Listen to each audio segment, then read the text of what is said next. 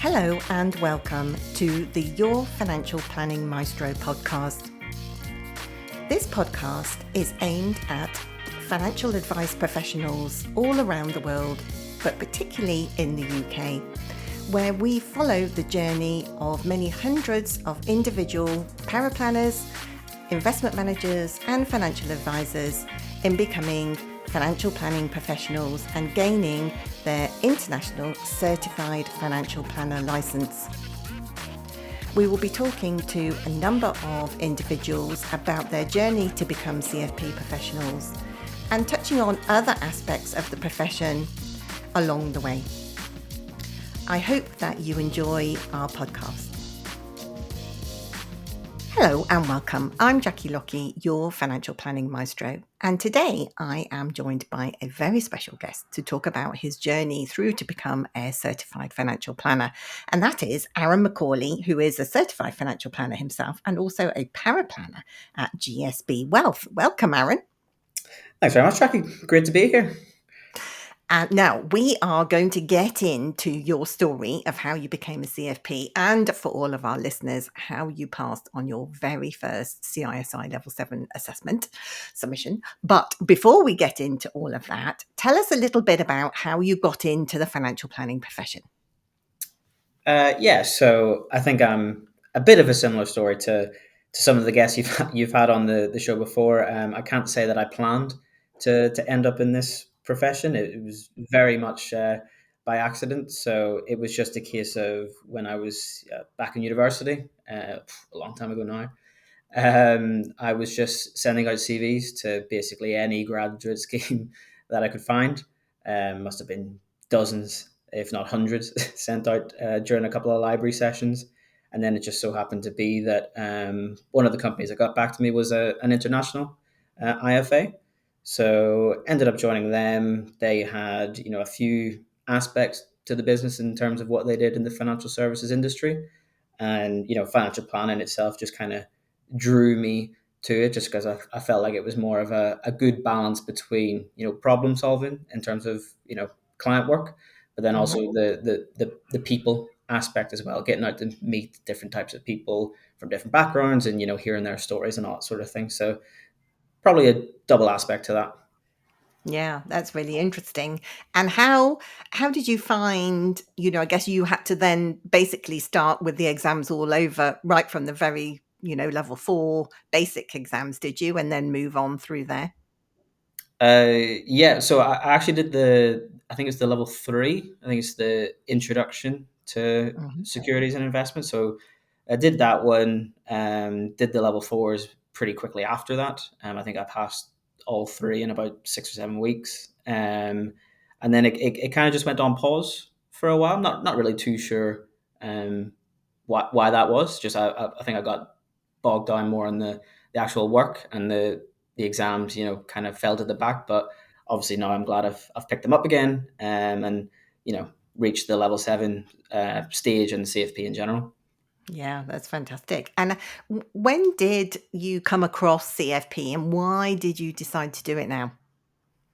Uh, so like I said, it was a bit of a gap since I did do the level 4s. So I knew that they weren't enough to get chartered status, which was the main goal of what I was looking to do. So I'd looked at different routes in the CISI, looked at CII as well. But I think how it ended up working was I jumped on a call with our local CISI rep, Victoria, and we were kind of just talking through all the different pathways to get chartered status itself, and then the CFP kind of stood out, just because it's not just can you remember a few facts for an exam. It's okay, now that you know the theory and the technical aspect, how can you incorporate that into the day-to-day job and clients' lives at the end of the day. And then I think on top of that, my boss, Stuart Ritchie, he's chartered both in the CII and CISI, but he doesn't have the CFP. So it was a little bit of a way to stick it to him that I'm going to have it, and he isn't. Excellent. Well, that's as good as a reason as any, I'm sure. Excellent. Right. So you decided to embark on that process. So did you sit the level 6 exam and then move on to the level 7? So the level 6 advanced financial planning. I believe it Yes. was, and then I think there was a CFP submission or admission window shortly after that. I decided to, leave that one, give myself a little break, and then dive into the one. I think it was in February when Right. it started. Yeah. Excellent. Excellent. And tell us a little bit about when you got your level 7 case study. Did you kind of pre-plan an approach? What was your overall approach to the case study when you first received it? Well, so when I first got it, I'll be honest, I think I severely underestimated what it was going to be like. But I have a bit of a similar strategy to exams that I sat before and did it to this, where you know I suppose some people could describe it as a bit of a obsessive personality. It just becomes my life for the whole. I think it was 10 weeks we were allocated for that. So Yep. I obviously heard about your course. I did hear about it a little a little late. I know some people had it before and they were able to do a lot of prep before they got the case study. I think I was only a few days before I got it, but it was just a case of following the course step by step, just because it is so clearly laid out. And then just allocating time in the mornings and the evenings and the weekends to getting through it basically, and just proper Yeah. logically. Yeah. And did you find it hard to stick to the course, or was it just was it set out in a way that you just thought, yeah, okay, next step? Or did you feel the urge to kind of jump around in it? Definitely felt the urge to to jump around. I actually had an old colleague who did the course as well, and she passed first time. So when I was speaking to her, she was like, "No, no, just do what you're told," which I Yes. am pretty good at doing for the most part. Just Yeah. do what you're Tuck it in, told. Aaron. Yeah, don't try to jump ahead. Do what you're told. Take it one step at a time, and just trust that it's all going to come together. Because I think similar to most people, it's the Excel sheets that kind of take up the bulk of the time. And while you're going through it, you kind of sit there thinking that you're actually not going to have enough time to write the Yes. report at the end. But it all worked out. And weirdly, once the Excel sheets were done, the report kind of wrote itself for the most part. So you could Yes. fly through it at the end. So there is method in my madness somewhere along the line, isn't there? Absolutely, yeah. Thank you. Right. So tell us a little bit about the areas which you found were sticking points or challenges during the time that you were building your financial plan. um, I think the biggest point was it was just the Excel sheets. Just because I knew how crucial that was to everything else. Like if you made a mistake in there, it had a knock on effect, to your recommendations and overall plan at the end. So if there was an error there, you'd no real chance of passing the Mm. section. So, like I am pretty good at Excel. Like like a lot of people, I have at the bottom of my CV, proficient in Microsoft Office. But some of the formulas and that sort of thing on Excel, I'd never come across. So it was kind of wrapping my head around those and understanding how everything worked. Interlink, and then just accepting that's how it was, and then moving on from there, and just making sure that you had enough time to get it done. Yeah. And I think one of the things that people struggle with the Excel spreadsheets is that it's this dilemma, isn't it? That if you feel the pressure of time upon you, that you just kind of copy what's there rather than really understanding why you're doing what you're doing. So how easy was that kind of balance between, yeah, I've got to get to the end in order to finish this plan, but actually I kind of need to understand what I'm doing here. Yeah, I think I kind of shot myself in the foot there a little bit, because I was so keen to get the Excel sheets done as quick as possible that I missed a few crucial lines of information in your course, like in the footnotes, I believe it was, Yep. which I think I sent you a few emails personally rather than put it on the forum, because I didn't want to look stupid. Um, but when I read back from the course from start to finish again, I realized those little lines, and then that kind of everything clicked. I feel like once everything clicked, it was kind of easy to understand what the Excel sheets were spitting out and why they were doing that. And then Yeah. once you had a grasp of that, then you were able to basically manipulate them to get the information that you kind of wanted, whilst also ensuring that it was accurate and relevant to the the case study you had in front of you. Yeah, it does take a bit of thinking time, kind of a bit of pondering time, doesn't it? Not something that you could just dive into. Yeah, I think, did you find that you had to kind of, walk away and slam the door and, shout at the sky and all the rest of it and then come back again? All the time. So I kind of made sure that the Excel sheets were something I spent a lot of time on in the evenings, just so that when I came into work early the next morning, I came in with like a fresh head, so that I could like triple check my work to make sure, I was happy with everything and trusted that it was going to give me the results I wanted later down the line to write the report. But yeah, not not the easiest task getting those Excel sheets correctly. That's for sure. No, but that sense of achievement afterwards, must have been, very pleasurable, wasn't it? Oh, 100%. I think when I got my mark through, I actually like, dropped my phone out of my out of my hand. I didn't believe it was a pass first time. But yeah, it just shows you that taking the It's time to make absolutely. sure that the Excel sheets are correct, does pay off. And Yeah, we've absolutely. all stayed up late nights writing reports and that sort of stuff. So you can do that at the end anyway. Yes. Oh, congratulations on passing on your first submission because, on the courses, as you know, we only have about 50% of people pass on their first submission. And comparing the first time pass rate is less than 20% without doing any course at all. So, you're in a very elite club, Aaron. So, congratulations from all of us. And I'm sure from all of our listeners as well. It is quite an achievement. Yeah, just glad I don't need to get the reset done. That's for sure. Yes, I'm not going through all that again, he says. So tell us a little bit about how many hours do you think it took you to complete the whole thing from start to finish, roughly? I think I probably went a little over what the average probably is. I think people say between 200 and 250 hours. Mhm. When I was kind of thinking back and breaking it down, obviously it was a lot more intense towards the end of the submission window. But I would say I probably spent about 300 hours in total on it.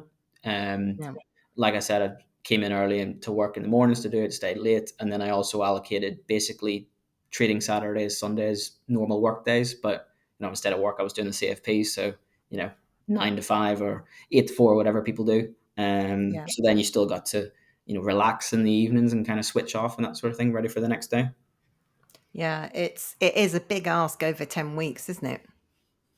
Yeah, definitely. But I think the even when it's done, you're much better the other side for it anyway. Even if you don't pass first time, just the skills and even the way it makes you think differently as a result, it's definitely worth undertaking.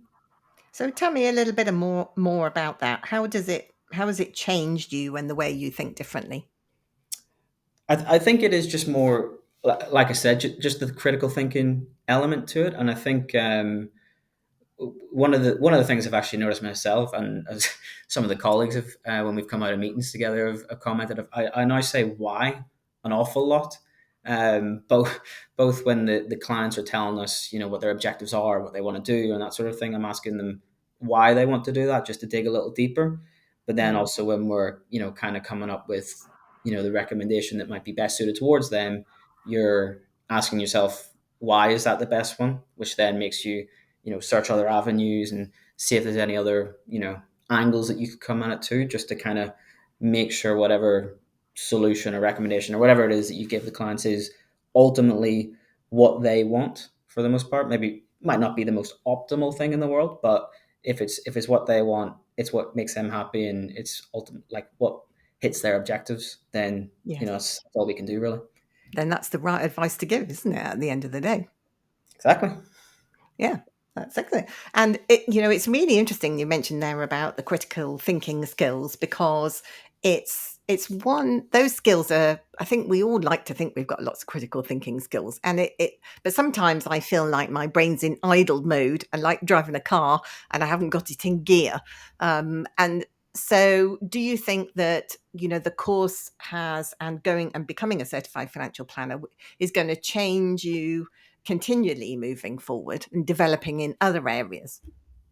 Yeah, definitely. I think it's you kind of start to realize that there's there's knock on effects to whatever you do, whatever you recommend, and there's different dimensions of what you could be doing as a result. So, even something as simple as the asset allocation of the attitude to risk questionnaire, people's opinions on those aside, something we have to do, but just how that can impact basically everything from a structural standpoint, and what ultimately might be, like I said, the best solution for clients. Yeah, that's really interesting. Good to hear, but really interesting. And so, looking back now, how, if you were going to give advice to somebody or some of our listeners out there who were thinking, maybe end of this year or maybe in 2026 is going to be my target to become a certified financial planner myself, what tips and advice do you have for people who are about to embark on their journey?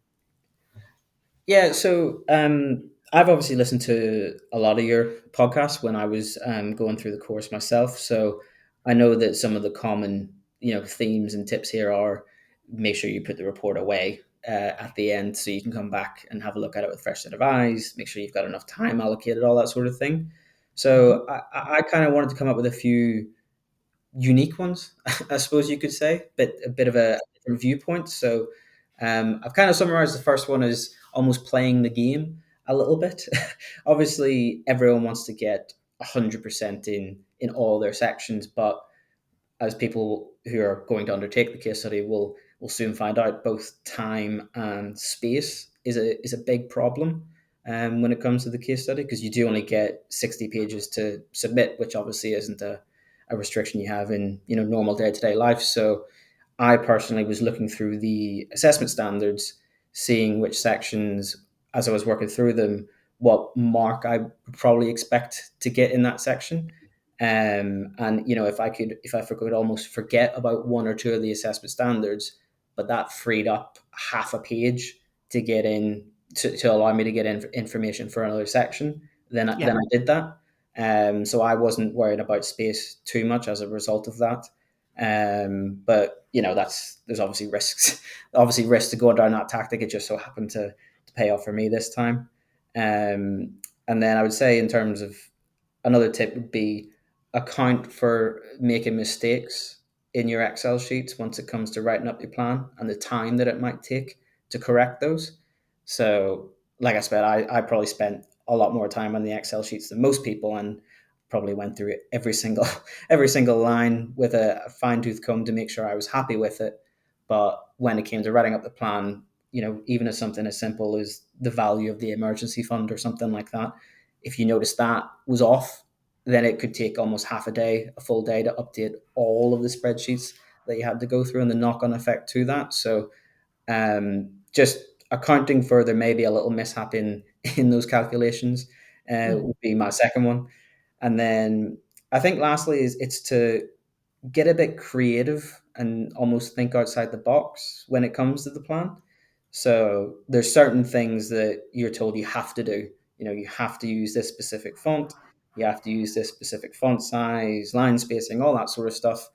But then think of other things outside of that where you can kind of be a bit sneaky almost with it. So, for example, I noticed that it didn't say anything about the margins or the size of them, so I made them as tiny as I could, so that I could fit an extra few words on each line, which Yep.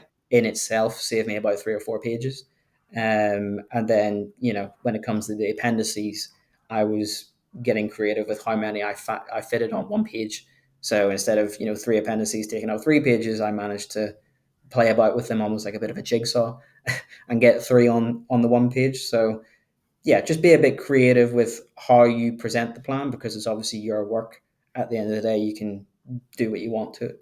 And yeah, I think those three are maybe a few other different elements which maybe people aren't thinking of when they're going through the plan, because they think it's maybe has to be presented to a client, which it doesn't at the end of the day. No, it's an assessment at the end of the day, and it's assessment of your application of your knowledge in an all-round financial planning format, isn't it? That's it. Yeah, and Yeah. like the examiners have probably seen every every concoction you could think of when it comes to how these plans are presented. So I can't imagine they'll be too harsh on if you come up with some wacky way to format it. If it works, it works. And that's it. End of the story. Absolutely. Excellent. So, Aaron, we're at the end of our interview today. It's been an absolute pleasure to talk to you. Congratulations again on passing your CISI Level 7 assessment on the very first submission and becoming a certified financial planner in the UK. It's been a pleasure to help you along the way, and I wish you every success for the future. Yeah, thanks very much, and I can only thank you again for obviously having the course itself. Like I said, I think I severely underestimated what it was going to be like when I first got the submission, and then obviously having the course along the way really helped a lot. So yeah, thank you again for all that. My pleasure. It's really interesting, isn't it, to listen to different people who have different experiences of gaining their certified financial planner certification, or maybe developing the financial planning profession at large.